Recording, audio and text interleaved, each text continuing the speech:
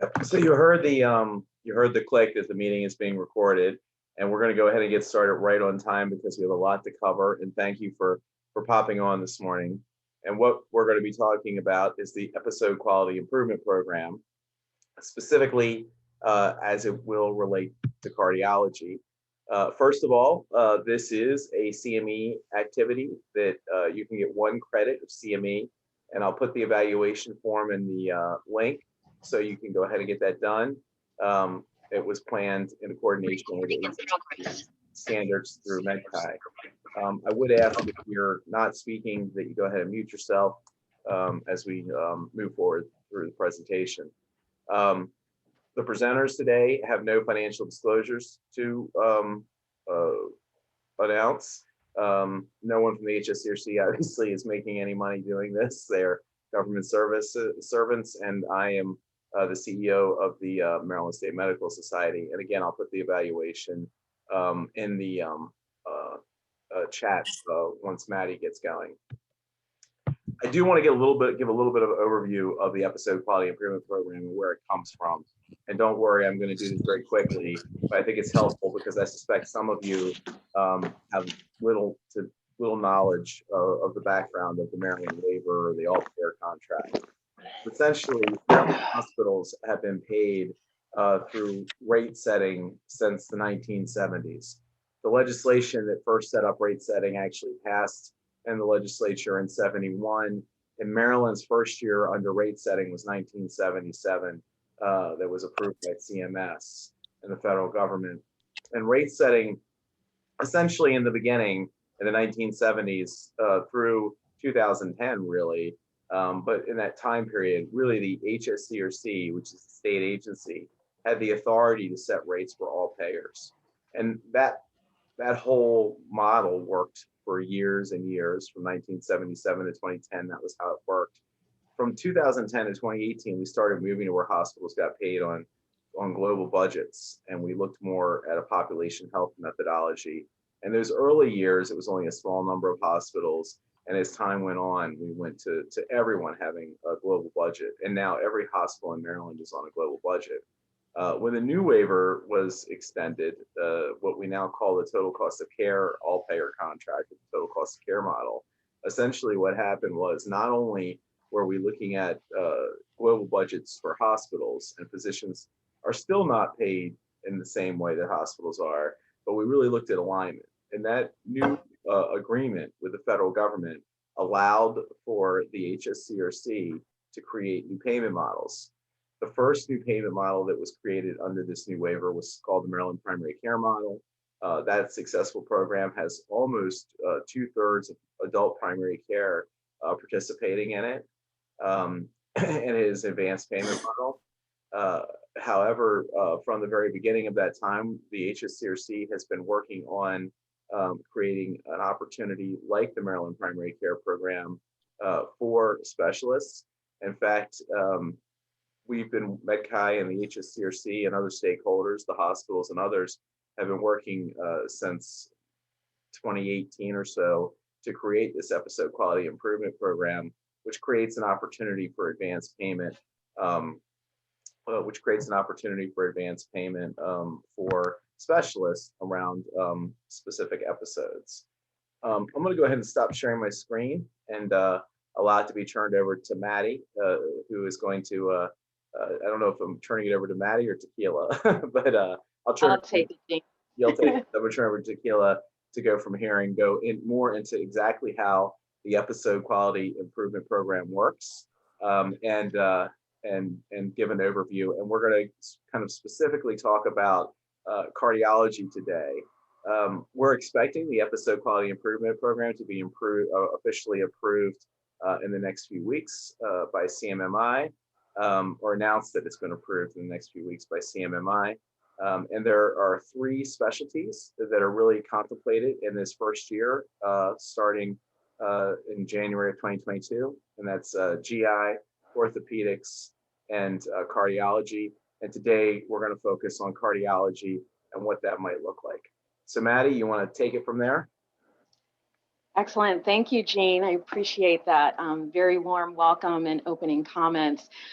Good morning, everyone. My name is Tequila Terry, and I am with the Health Services Cost Review Commission, and we are delighted to be here today to discuss our new physician-focused episode quality improvement program, or EQIP, as you will hear us refer to it throughout this session. I'm joined by my colleagues, Maddie Jackson-Fowle, who's our Chief of Payment Reform at HSCRC, and Jessica Heaslop, who's a Program Manager with CRISP. And we are planning to give you an overview of EQIP today. If you go to the next slide, we want to give you really some information about what EQIP is. What is this episode quality improvement program? We want to talk about the first performance year that is really going to be launching very soon with an open enrollment period starting this summer. And then we're going to discuss next steps and particularly what you as specialists need to do to enroll.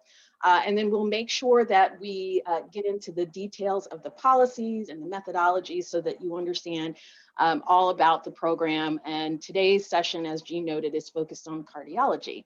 So with that said, we will jump right in. So Maddie, if you can go to the next slide. So Jean did a really nice job of giving background on EQIP and really why we are developing EQIP. So under Maryland's unique system, the total cost of care model, our state is focusing on reducing costs and improving the quality of care in both hospital and non-hospital settings. Historically, Maryland physicians have remained largely on fee-for-service reimbursement programs and haven't been able to participate in national Medicare value-based payment programs.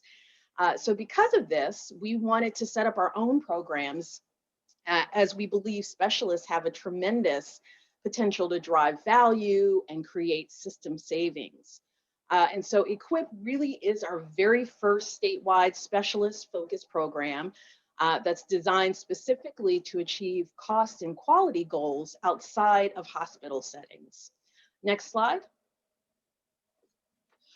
So when it comes to, sort of the EQIP program, it is a bundled payment program. And I want to highlight really what I believe are the key features and benefits for specialists.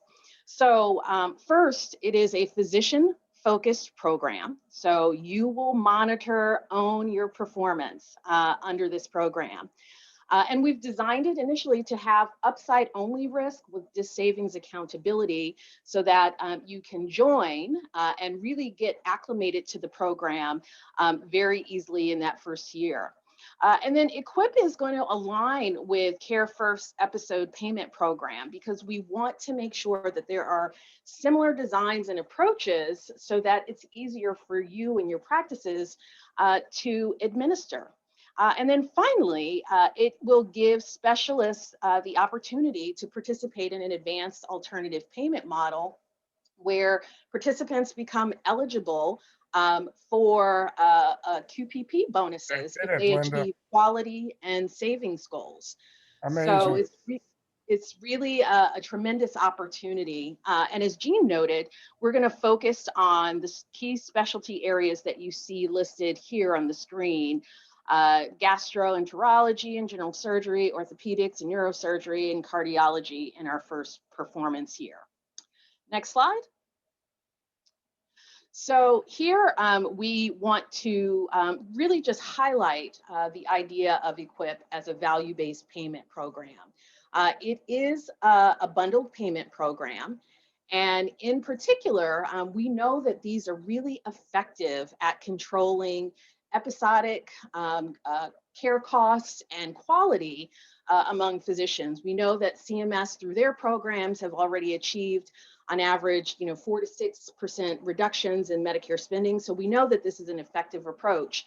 So what we want to highlight today is that there are 3 main steps that you will participate in, or 3 main elements of the program that we'll be highlighting today. So first, on the front end, to participate, physicians will agree to an episodic payment.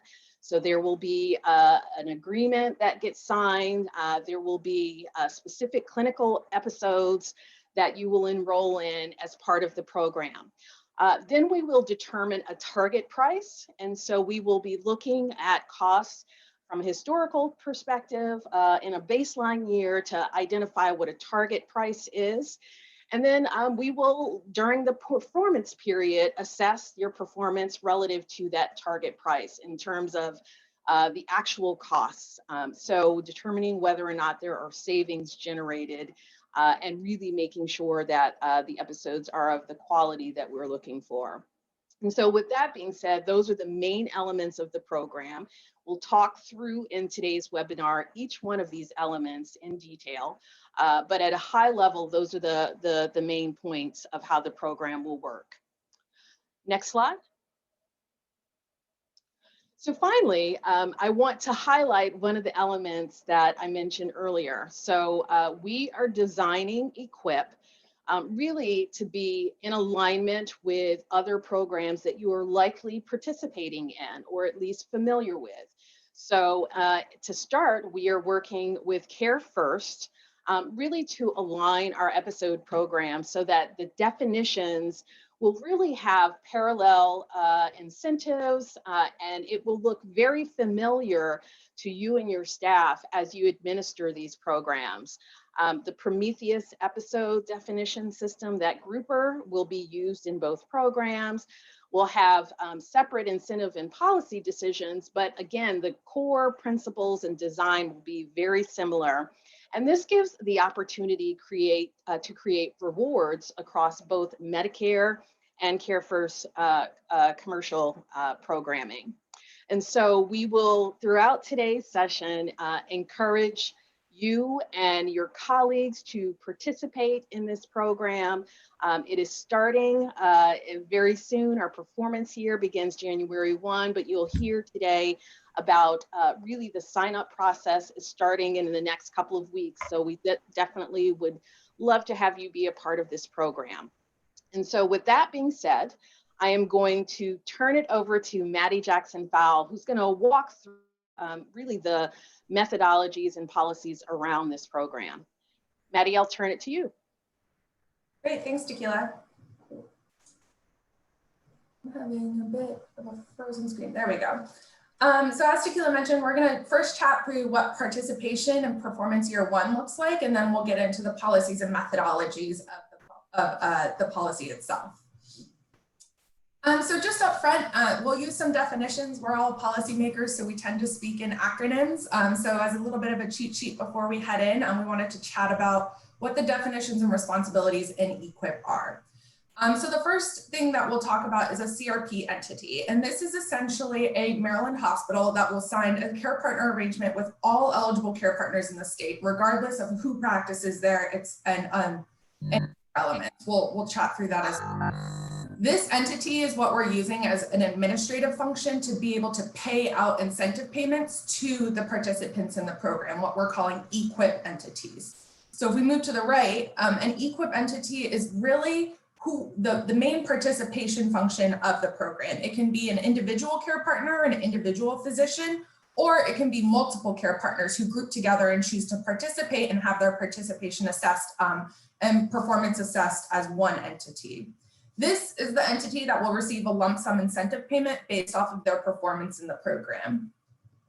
A care partner is what we are calling a specialty physician. So these are the people who are actually practicing the medicine. They're the ones who are going to be triggering the episodes with the procedures and performing the care interventions that they elect at the outset of the program. These care partners or specialty physicians will be required to sign an arrangement with our CRP entity, but we'll talk through a little bit more of the parameters around that as well. You will receive a normal fee-for-schedule payment and billing process from Medicare, and there will be a potential incentive payment on top of that. So really, these are kind of bonus payment checks that will come from a specific Maryland hospital. And then additionally, care partners who participate in EQIP, not only will they get that Maryland incentive payment opportunity, but they'll also get a national Medicare payment opportunity in the quality payment program, which does mean a 5% macro bonus and exclusion from MIPS for participation in EQIP. And then the HSCRC and CRSP are really the main policy drivers here. We are the ones who will be calculating episodes, monitoring performance, determining incentive payments. We will also maintain most and all of the monitoring and reporting requirements to CMS for participants in the program. So there will be minimal reporting outside of our EQIP entity portal that we'll chat about. And then we will be the ones that facilitate care partner enrollment, learning systems, really anything that has to do with the policy will be handled at the HSCRC and CRSP state level. There is one additional role outside of these four that I would like to highlight. It's an administrative proxy. So EQIP entities can really delegate the management of their program administration how they see fit. Say it's a practice manager, say it's an external consultant that you would like to engage to help you manage your participation in the program. Really, any relationship that you deem necessary to be successful in the program, we will allow access to EQIP, but these will be outside of care partner arrangements, and we'll chat through that as well. So a little bit more about the CRP entity. The CRP entity is in Maryland Hospital, as I've mentioned, and they'll really have three kind of lists or points of access to the program. So they'll receive a list of the care partners who we've submitted to CMS for vetting, and then they will know then to generate a contract or a care partner arrangement with them. Then they will be able to see the EQIP entities who elected participation in performance year one and who they would like their payments sent to in the following year. This will also be used to generate contracts. And then finally, there will be a final incentive payment list sent to the CRP entity. The CRP entity will not be calculating incentive payments. The HSCRC will essentially say, pay these entities X amount, and the CRP entity will cut a check to those entities. The CRP entity won't have any access to protected health information. There's no data sharing agreements that need to happen between individual physicians or their practices and this hospital. And they also won't have access to any of the performance analytics for each EQIP entity or care partner. So we're really keeping them quarantined to this kind of administrative function. All program data, inquiries, and policy procedure will be managed by us at the state level, including operations with this entity. So it's really minimal interaction on your behalf as participants. The CRP entity that we're utilizing for the first performance year is the University of Maryland Medical Center. We're doing this to be able to enable the program as an advanced alternative payment model and get access to that QPP bonus eligibility. However, any qualifying physician in Maryland can participate in EQIP, regardless of any previous contracting or relationship or privileges at UMMC. You could have never even touched the hospital system of University of Maryland, and you will be allowed to participate in this program. Again, their main roles are administrative. They will be, one, signing these arrangements with each care partner, so then again, we can get them into the advanced alternative payment model. And then two, really printing the checks and sending out the incentive payments that the HSCRC determines is due to each EQIP entity. Again, we will facilitate all interactions between care partners and EQIP entities and UMMC. So any policy decisions and support will come through us. And then any changes that are being made to the policy will again be done by us. And we do have a couple of stakeholder groups and places of engagement that we can that we have access to, and I'll give you guys the opportunity to join those at the end of the slides. So what are the requirements for participation? There are kind of three main buckets that we think about it in. The first is that you have to qualify as a care partner or a physician with Medicare. What this means is we need to know that you are up to date in the PICO system, or the provider enrollment chain and ownership system. This is a really critical piece because this is how CMS vets the potential participants. If you are not up to date in PICOs, you will not pass vetting, but it's very easy to update and make sure your address, your place of practice, et cetera, are all up to date in there. So that's a very easy step to kind of make sure it's squared up prior to starting the enrollment process. Additionally, we will require that care partners use CERT or EHR and CRSP, our health information exchange. Again, this is very easy to get up and running. It's a step that can happen right now. And we'll talk about how those participation agreements can get moving now if your practice already doesn't have one at the end of the slides as well. The second bucket that we think about enrollment is is enrolling in EQIP. So you will have to establish what you want your EQIP entity to be, either one care partner or multiple care partners across a practice, whatever listing of physicians you choose as the EQIP entity. Each EQIP entity will also be required to select which episodes they would like to participate in and the interventions. They will have to participate in the same episodes and interventions across the EQIP entity. It can't be done at an individual physician level. And then third, each individual physician in the EQIP entity will have to sign a care partner arrangement, essentially saying, yes, I choose to participate with these other physicians in my EQIP entity, and we would like our incentive payment eventually to be sent to X place. And that's that last piece, which is where the determining the payment recipient is a key part as well. The incentive payment will be one lump sum across the entire practice or EQIP entity, paid out in the following year from performance. Finally, for participation, episode thresholds need to be met. So obviously you need to provide this care in Maryland. It's only on your Maryland Medicare bill of business. For a single episode of participation, this means we need to see at least 11 episodes in the baseline, and we are utilizing a 2019 baseline for this program.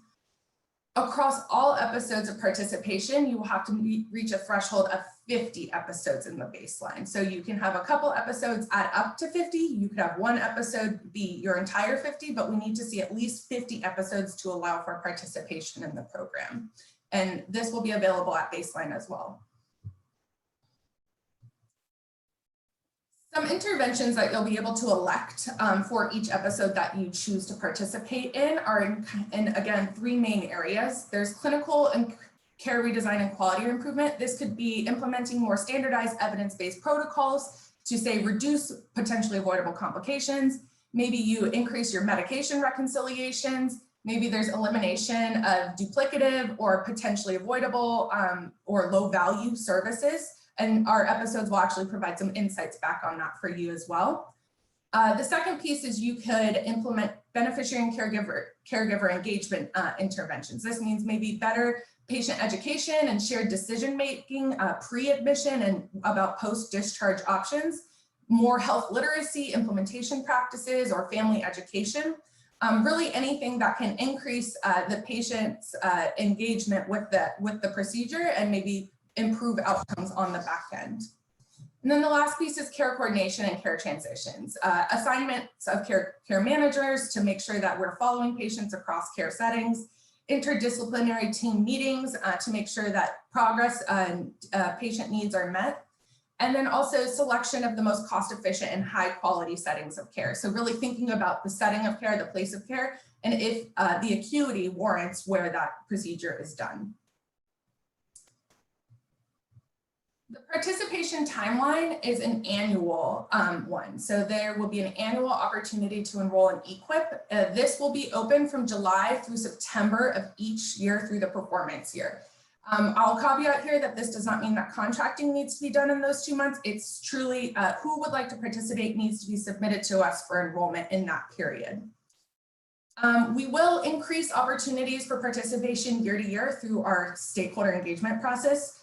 So again, we encourage you as participants or potential participants to clue into those meetings and become a part of the policy building process as well. So as I mentioned, we'll be utilizing a 2019 baseline trended forward. This avoids some of the funny stuff that's been going on in 2020 with regards to volumes and healthcare itself. Enrollment this year will be open from January to September for a performance year starting in January of 2022. We will be paying out any rewards earned from on the 2022 performance year in July of the following year. So the performance year will start January 1, 2022, run through December, and we will pay out what is due to to EQIP entities on July 1st of 2023. And then this schedule will follow thereafter. So for cardiology, the first episodes that we've elected in this performance year are mainly procedure based. If you look on the left-hand side, you'll see the cardiology kind of episode grouping, and then if it's procedure or acute. and then the length of the episode. So this is the length or the time that we will follow each patient and count their claims that are relevant to the episode to build out the episode costs. And then on the right, you'll see the triggering procedures, which are all of these procedures are triggered on the CPT code groupings for these. So obviously there are a lot more than, you know, the 15 or so that I've pulled out, but these are the large groupings, and then the codes are what actually tags the claims that starts an episode.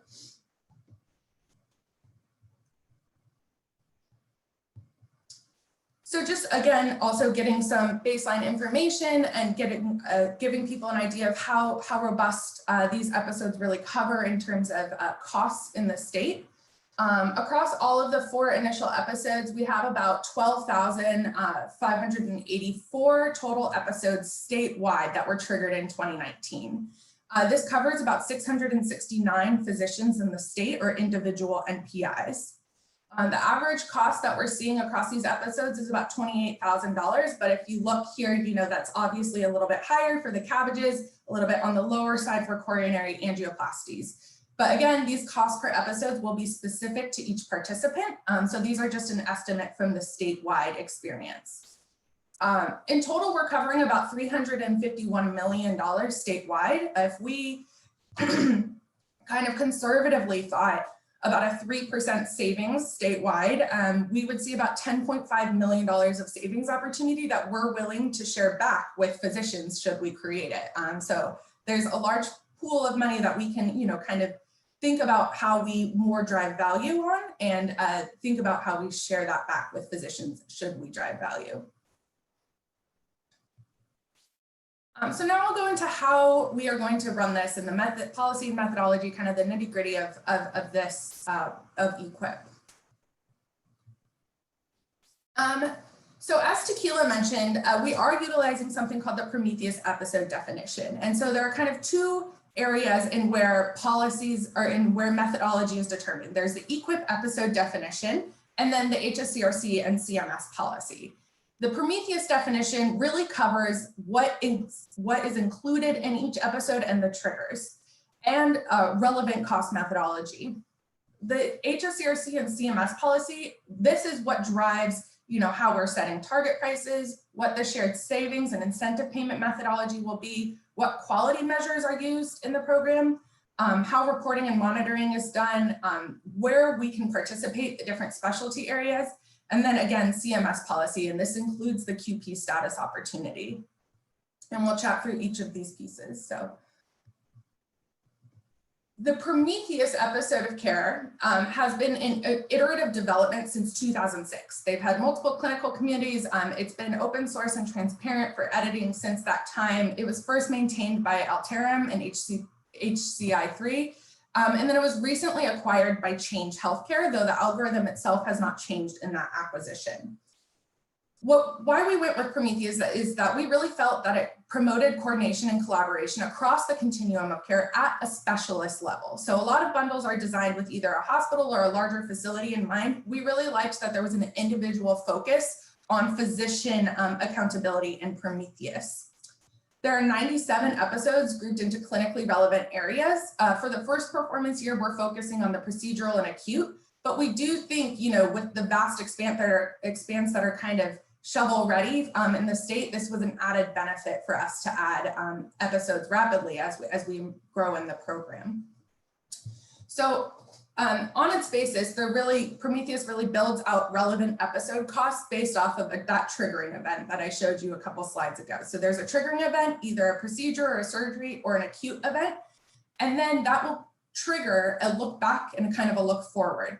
So in the post-trigger period, these can range 14 to 180 days, and it kind of pulls in any services that are tagged as relevant to the episode. And it does this through ICD-10 codes, CPT codes, and HCPCS codes that are on each claim. For example, this can include skilled nursing facilities, post-acute care, physical therapy, anything that really is deemed relevant to, say, that CABG procedure.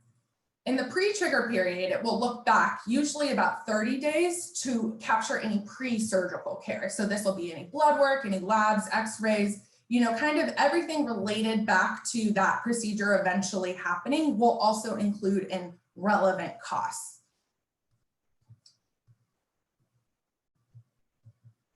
The relevant cost analysis, and this is something that you'll hear a lot, really builds from total cost of care. So instead of tagging a patient and just basically counting any claim tied back to that patient, we chose to go a different route with EQIP and look at all costs that were relevant to the episode. So this means any relevant diagnoses and any relevant services that might be tied back to, say, that CABG procedure.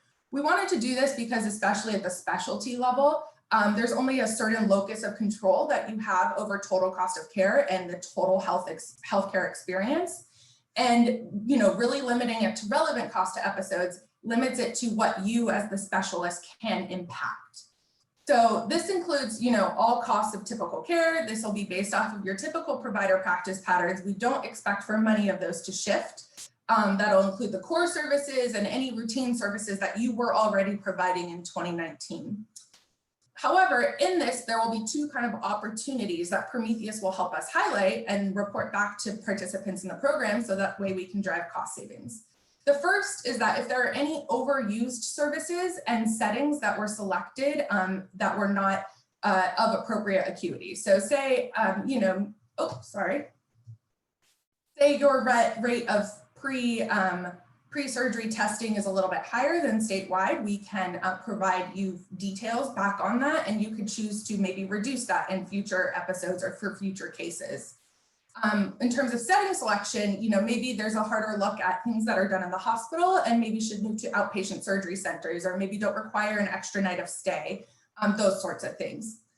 On the other side, there are potentially avoidable complications that the Prometheus episode algorithm captures. These potentially avoidable complications are insights that we can, again, provide back and provide benchmarks against, so that way you can maybe see, oh, there's a high rate of infection here, maybe I'll do more prophylactic antibiotics in the future. So again, these are all opportunities for cost and quality improvement. We don't want to upend any provider practice patterns, but we want to provide more insights so that way you can reduce costs and improve the quality of care and outcomes for the patients that you serve. Off of this, once Prometheus builds the episode, once we get kind of all of the relevant costs bundled together and we get that one Prometheus episode, we'll go ahead and take that as the HSCRC and start to set a target price. So this is moving out of the Prometheus suite into the state kind of side of the policy and methodology. So to set the target price, we'll use a 2019 baseline for the first 3 performance years for people who join in EQIP. So this means there won't be a reiterating target price or baseline. We'll be utilizing that 2019 moving forward. Each EQIP entity will get their own unique target price per episode. So again, it's based off of your provider practice patterns and historic case mix of patients from 2019. We will trend this baseline forward. Obviously, once the program starts in 2022, those costs need to be inflated from 2019. And the target price will be finalized at the end of the performance year to reflect cost inflation. So to ensure that we're building in the inflation that's already been put into the costs that come out from performance. The baseline for entities who join in subsequent performance years will be the year prior to them joining. And they will also have kind of the static first 3 performance years held static. Another unique piece of EQIP is that each episode will have a singular target price. This means that regardless of the setting of care that you practice this in, a hospital, an outpatient facility, or an ASC, there will be one singular target price created. The reason that we wanted to do this is because, especially in Maryland with the model, the gap between, say, an ambulatory surgery center and a hospital cost is significantly larger under our Medicare fee schedule than under commercial, especially where we regulate the rates in the hospital setting. We really want to find an incentive for physicians to shift lower acuity procedures to lower cost settings and align with what hospitals may have already been indicating they would like. However, the physician financials didn't line up appropriately. So again, this is a unique, exciting part of Prometheus, we think, having a singular target price across all settings of care. And so that way you can look at some savings opportunity based off of shifting settings of care. So this rather robust slide we'll walk through.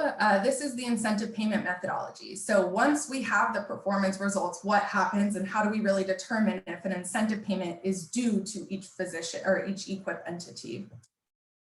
We will first look at the performance period results. So Prometheus will build the episodes similar to how it built them in the baseline, pull in all relevant costs for the set periods of time. If the performance period costs are less than the target price in the aggregate across all episodes within the EQIP entity, we will determine that yes, savings are met. We do require at least 3% of savings to be met. This is to make sure that there's some statistical significance around the savings. However, you will earn first dollar savings if you kind of meet that 3% check. So really it's just a check. We're 3% of savings made, yes or no, and then we'll start to follow the rest of the incentive payment process. There will be some DIS savings accountability for the first year, you don't have to worry, but if any DIS savings were created in the prior year, we will require them to be offset by any savings in the current year. And this is in lieu of downside risk. So we felt like this was a better route to go for our specialist physicians. Then we will look at what shared savings is due back to the EQIP entity. So each EQIP entity's target price will be compared to the statewide experience and essentially ranked, where lower cost providers are in a higher tier, say in the 87th percentile, and higher cost providers are in a lower tier, say the 15th percentile. The shared savings split that we give you of those savings created in the performance period will be based off of what tier you are in the program. So if you're in that lower tier, we'll still share savings. It's at a 50-50 rate. There's a middle tercile that we will share about a 65% of the savings with you as the EQIP entity. And then if you're in that highest performing tier, that lowest cost tier, we'll give you 80% of the savings that you create. This is based off of your baseline prices, but we will then, after the first performance year, re-rank it. So essentially, there's an incentive to become some of the more efficient providers because you will be earning more share of your savings should you be in a higher tercile. From there, we'll take that shared savings cut and then we'll apply a clinical quality score. So we'll withhold about 5% of the incentive payment and do some quality assessment. And I'll chat through how that will be done. There's no reporting that's necessary on the physician or EQIP entity side. This is all done at a claims level. This quality performance will indicate what portion of that 5% withholding you can essentially earn back as the EQIP entity. So say you scored at a 90%, then you'll earn that 4% back sort of thing. Again, quality is very important to us at the HSCRC, and it's a big part of an advanced alternative payment model. So this is a necessary component to the program. Then we will apply, or just kind of, again, do another check for an incentive payment cap. We have to ensure that the resulting payments out are no more than 25% of the EQIP entity's prior year Part B payments. This is mostly a check to make sure that we're not paying out more than 25% of what you earned on your Medicare Part B in the prior year. The final incentive payment will be paid directly to the payment remission source that your EQIP entity elects in enrollment. It will be paid in full 6 months after the end of the performance year. So dissimilar from other programs, there's no true ups. It's one lump sum payment 6 months after the end of the performance year. In addition to these incentive payments that will pay out, again, if QPP thresholds are met, Medicare will pay a bonus to the physicians and increase your rate updates in future years as a kind of reward for being a part of an advanced alternative payment model. So just to walk through a quick schedule of the incentive payment calculation. We will take your baseline period and make episode payment benchmarks. So say there are 2 episodes, episode A and B. The baseline costs $15,000 and $10,000 respectively. And then we will set a target price. So we will, again, make an inflation adjustment, but for purposes of this example, we did not inflate those baseline prices. Moving to line C, we'll then look at your performance year episode volume. So say there were 25 and 50 episodes respectively. And the performance year episode costs were $14,300 and $9,500. So comparing that back to line B with the target price, we do see that there are savings against the episode target price. We'll then multiply those out to get aggregate performance year episode costs, and then look at the aggregate savings or savings achieved in line F. So about 17,500 and 25,000 total across these two episodes. We'll then perform that check that I mentioned of if 3% of savings were made, and we will then again apply the tiered shared savings rate. So for example, this participant or EQIP entity was in the 73rd percentile rank and 80% of shared savings. So therefore 80% of the shared savings is due to the care partner. So 80% of that aggregate 17,500 and 25,000 we will pay out, which is a total of $34,000. This is an example, but it shows you how the assessment for incentive payments is done in the aggregate. It comes out to one lump sum payment on total due. And I know there are questions. I think we'll try to get through most, and then we can come back at the end to make sure that we're respecting people's time this morning. As I mentioned, there will be some savings accountability. This is because we are not directly adjusting any fee-for-service payments from that you will receive as a physician from Medicare. Instead, we elected to have some kind of downside accountability. Downside risk was not possible without adjusting fee-for-service payments, and since we're doing this at the state level, we really opted to go with that kind of incentive payment check approach. However, we do think some accountability for non-savings is important and drives meaningful improvements in cost efficiency and quality. So our savings policy will have two components. The first is that if you create savings in any one performance year, the following performance year, you will be required to offset those savings prior to earning an incentive payment. So say it was $5,000 of savings, you were due an incentive payment of $34,000, we'll reduce that by $5,000 to make up for the prior year. Additionally, if any EQIP entity creates savings in 2 consecutive years, and they're in those lower 2 terciles or kind of those higher cost providers for 2 consecutive years, we will remove them from the program.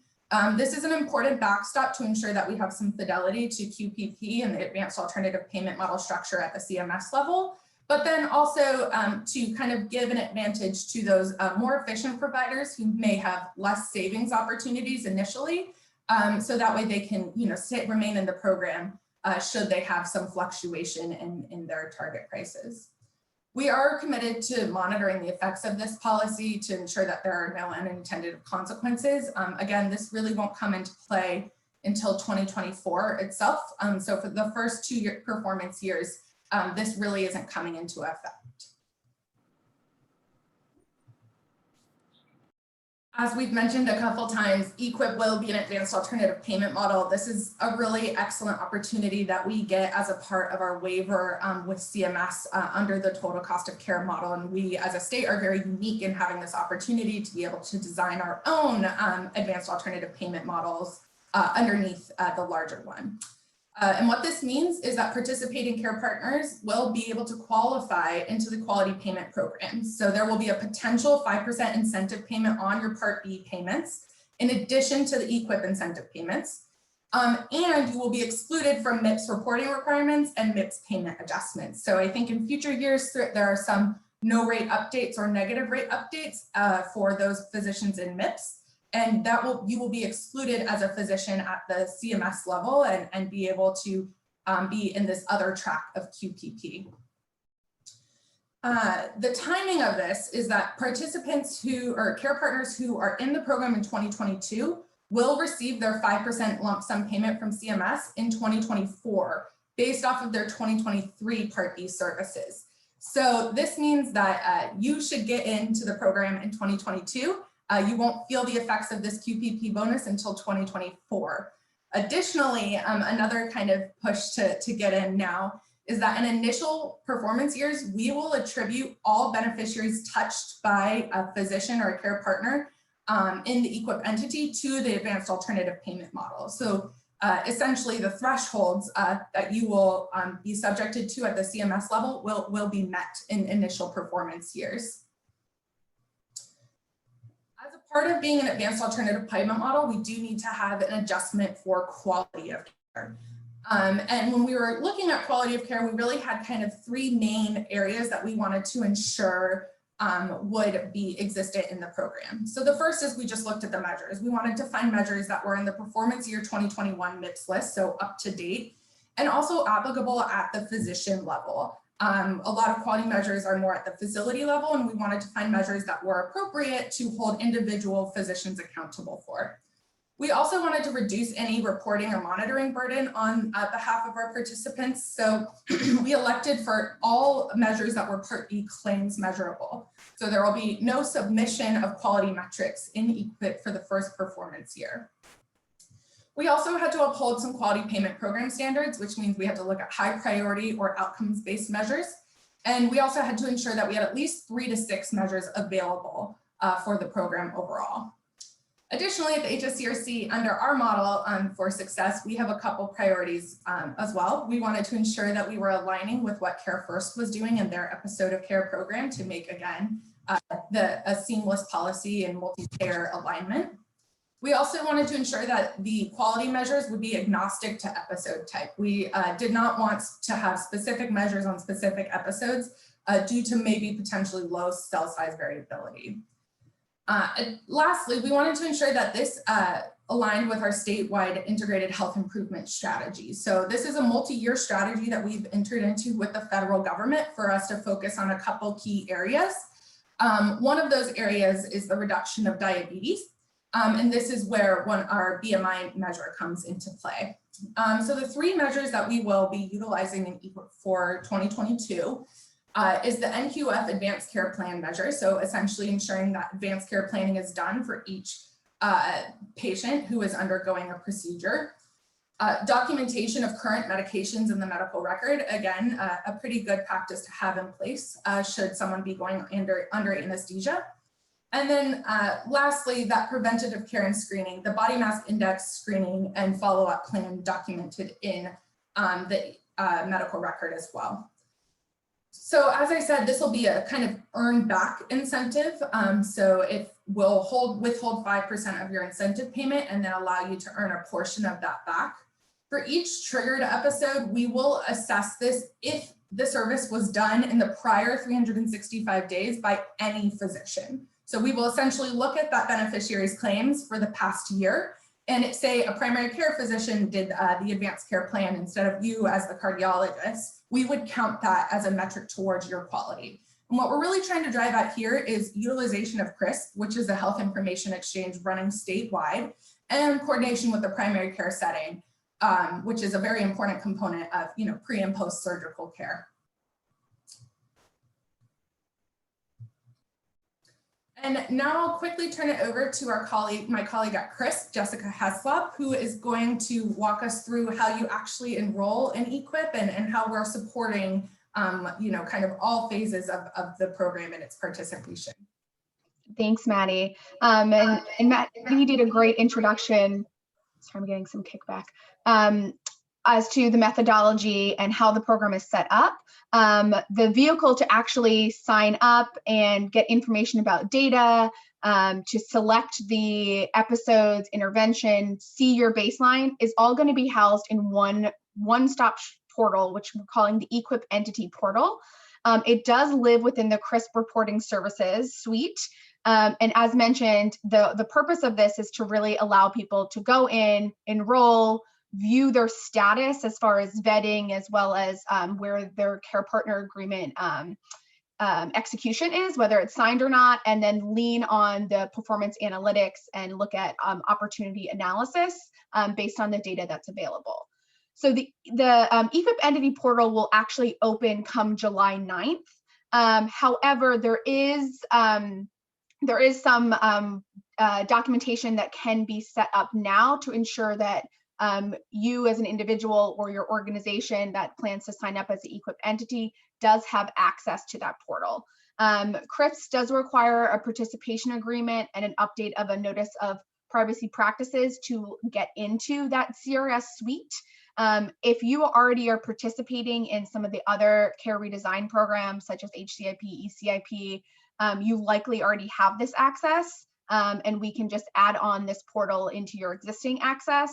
However, if you do not, now is a great time to reach out to CRISP, that EQIP at crisphealth.org.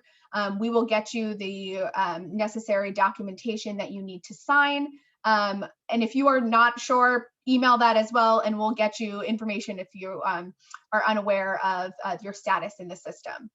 Once this goes live, and even leading up to the portal going live, there will be specific webinars on training, how to enroll, what does your data mean, where can I click, how do I get more information. All of that will become available. As mentioned, it doesn't open until July 9th, so the biggest thing that can be done now, in addition to checking on your PICO status, is checking in with Chris about your current access so that we can get everyone all squared away and up and running for that July 9th start.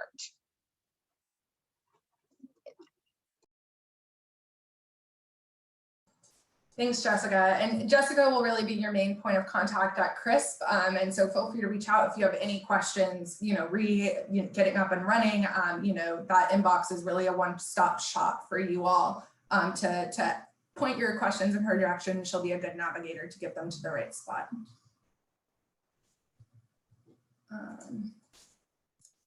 So just to chat through a timeline at a high level, again, this is a resource moving forward if you need to check back as well. Throughout this, May and June, we're really pushing our recruitment effort and information sessions. Again, you can do your CRISP credentialing and enrollment, so that way you can have access to the EAP portal when it opens on July 9th. On July 9th, that's really the go live date for us. So the EAP enrollment portal will open for enrollment.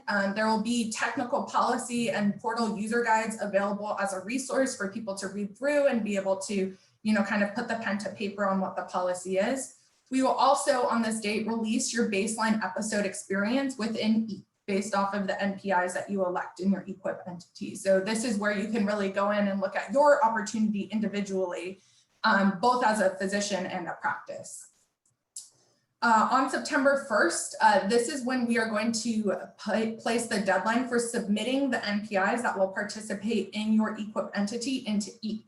This is when we kind of take everything out of EAP and send it to CMS for vetting through PICOS. Again, the PICOS piece is very important, and that's something that you can be getting up to date now, so that way when we submit on September 1st, there are no issues moving forward.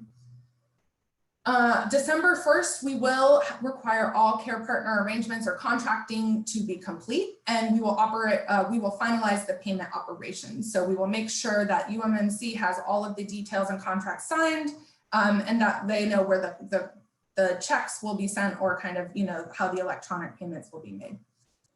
This is when we will also announce the CMS vetting status, and we will finalize enrollment based off of this. So if you are not vetted into via CMS, you will not be eligible for participation starting on January 1. Again, the biggest piece of this is just making sure you have PICOS up to date on that piece. It sounds a little bit more ominous than it is. We just need to make sure that you're a qualified Medicare provider with a good standing at CMS. The performance year will start January 1st. This will be an annual performance opportunity, so the next one will not come again until 2023. And on January 1st, we will also release the preliminary target prices. That's the inflated baseline up until that January 1, 2022 start. Again, these won't be final until the end of the year, but it gives you kind of a real-time sense that you can compare your performance against. We will start rolling out performance analytics March of that year. This is because there's a little bit of a lag in claims, and also we need to ensure that there's appropriate run out or time for the claims to come in. So that'll come out on March 1st. And then July 1st, we'll reopen performance year 2 enrollment opportunity. So as we showed in an earlier slide, kind of a rolling schedule for participation. And then if you participate in 2022, your incentive payments will be distributed on July 1st of 2023. And so just a quick slide before we turn to questions. If you want to learn more about EQIP enrollment, kind of do a one-on-one demo with your organization, really any questions that you have, please reach out to us. We are happy to walk through opportunity analysis specific to organizations. We are happy to discuss any episode definitions. I think I saw in the chat there were a couple questions on those. And any really specific questions you might have, please reach out and send them to us via that equip@crisphealth.org inbox. We also have a stakeholder group called the EQIP subgroup. We meet every third Friday from 9 to 11 a.m. And this is right now where we're doing a bulk of the updates on developments, but then also in future months, we'll be doing more post-policy decision-making around performance year 2. So if there are episodes that aren't in this year, please engage with that group. We will be, having those conversations there to decide where we expand the program. Our website also has some information and past webinars from those subgroups on it. And I know MedChi has one as well, both great resources. Ours is at hscrc.maryland.gov. And this is where you can find any past resources that we put up on EQIP, and then all of the slides and recordings from past EQIP subgroup meetings. Just to reiterate, the key dates here are July 9th. This is when really the enrollment opens, and we hope that EQIP entities will rush to submit their NPIs and individual physician identifiers for participation. September 1st is when we'll kind of close that submission process for EAP for that 1/1/22 start. And then in October through December, we'll be focusing on contracting, episode intervention and selection while we're waiting for that CMS vetting status to come back. And then again, the program starts January 1st of next year. So we're looking forward to engaging many physicians on it and seeing who would like to participate. So I will pause there and see if there are any questions. Can we start with there have been a lot of questions in the chat about the codes only being the high level hospital procedure codes. So I guess what I first want to say is that the HSCRC worked really carefully with CMMI, and this is kind of a big deal that we have a Maryland only potential to get an AAPM. And I think in the first year they wanted it to be somewhat limited, and luckily cardiology was one of the 3 specialties that was picked. So that's a positive. If there's an interest in adding codes or additional specialties, you really have to talk to us and we can try to figure out how to do it. And I guess, Maddie, are there more office-based, like heart failure or other codes like that in Prometheus that we could look at adding in future years? Sure, yeah. So I will, as you mentioned, Dean, we focus on procedure and acute episodes. A lot can be done at the hospital. They're attributed to each physician who's actually performing that care. So regardless of the hospital, it's actually tied back to the individual physician care. In terms of future years and other episodes that are available, there are many kind of episodes around congestive heart failure, other coronary artery disease, other more outpatient management focused episodes. They are in the more chronic sense, and so they'll have a longer episode window. And so we wanted to take our time and really think a little bit more carefully about those episodes. Though we are very interested in finding, if the industry is interested, we are as well, because chronic care is really how we prevent a lot of these procedures. So we think it's very important on the HSCRC side for future years. So and I've had 2 or 3 docs, I had one email me as well as the couple in the chat. What I would suggest is maybe we have a call with the ACC, with the Cardiology Society and MedChi, and have a talk with that group of docs about those office-based type episodes, and we can look at the Prometheus group, where we're happy to set that up.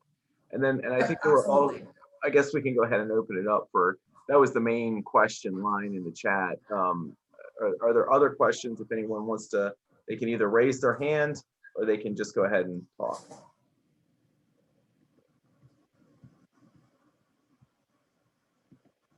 I don't see any. If I go ahead. could ask a question.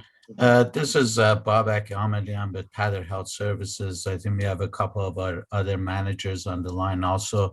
A quick question regarding CRISP reporting service. So we are enrolled in CRS for MD-PCP. How do we go about requesting EQIP access in CRS? I can answer that. If you're already enrolled, that's great. You can just send us an email to equip@crisphealth.org and let us know which particular individuals would like access to EAP, since access is given at that email level. And we can ensure that your point of contact updates the access to include the EAP portal when it goes live.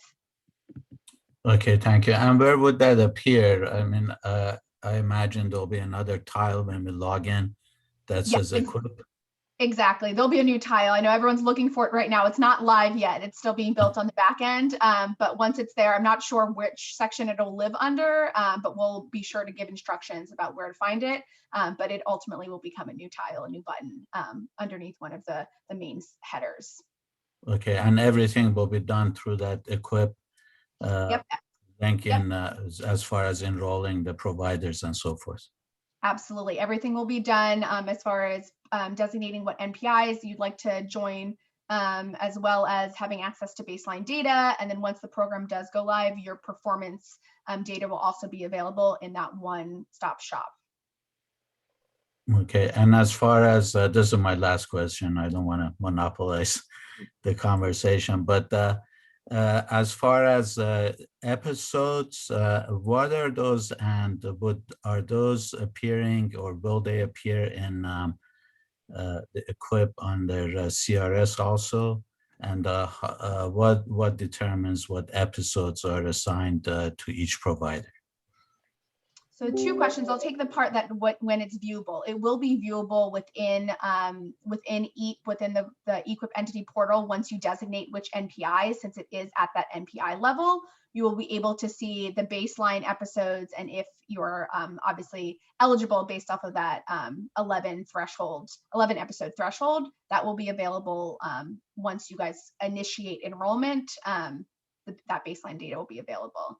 And then the second question, I think, had more to do with like the trigger code. So I might bump that over to Maddie. Great, thanks, Jessica. And before I answer that, I do also want to mention Jessica later in June will be holding webinars on EAP, or the EQIP entity portal. So she'll really walk through, how you get access, where you see it in the portal, all those sorts of things. So that way, come July 9th, you guys are experts on using it. On the attribution and kind of triggering process, so there is a code set for each episode that identifies the triggers, the relevant procedure tags, so the ICD-10 procedure codes that tag a claim that we declare relevant, and then also the relevant diagnoses codes. So those codes we can make available, so that way you can kind of see what's attributed to each episode as a relevant cost. On the attribution to providers, you'll be able, as Jessica mentioned, you'll be able to see that in EAP.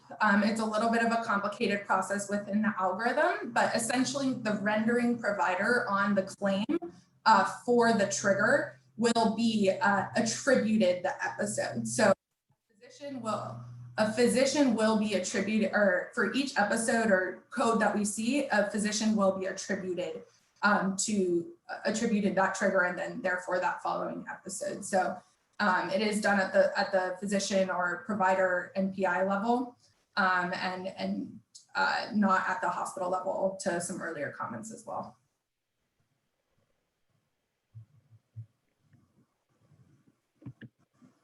Is that helpful? Yes, thank you very much. I appreciate it. So these episodes really don't have anything to do with UMMC. UMMC is just an entity that manages the payments and so forth. Is that correct? Yes, exactly. You don't have to have a relationship with UMMC. UMMC is purely an administrative body. This is so that we can get it in AAPM status under our model altogether, and we don't have to kind of strike it out with CMS on an additional program. So, in fact, when we started negotiation, kind of MedCAD, HSCRC, this group of volunteers really wanted it to be standalone without having a hospital at all.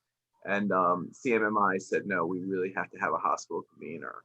So stepped up and agreed to do it in an administrative role, and we're very appreciative of them doing that. But everything will be really managed from the HSCRC. And this really is going to be a physician program. So it does not matter if you're at Hopkins or at Peninsula Regional or anywhere. It just doesn't matter. Or if you're totally private, as long as you're doing the codes and you meet the eligibility requirements, you can do it. Exactly. Great. Thank you very much. Any other questions?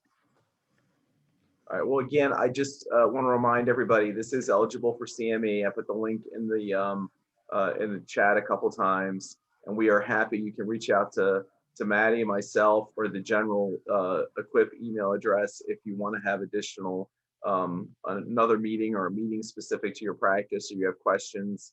We want to make sure everybody gets their questions answered. And I want to thank everyone for participating today. Anything else, Maddie, Tequila, that we need to add? No, just a thank you to Eugene and to MedChi for partnering with us on this and helping us to connect with specialists across the state. We really are, very passionate about this program because we think that, again, specialists have a tremendous potential to help shift the dynamic in the healthcare system. So we're delighted to be working with you. And this is exciting because obviously they get there's no downside risk, and they get a chance at some incentive payments, and they get a chance at possibly being in an AAPM, which is huge. So this is a good program. So we're excited about it. So, all right. Well, thank you, everybody. And apologize you ran over a little bit today. Have a good rest of your day and happy Memorial Day weekend. Take care, everyone. Bye. Thank you.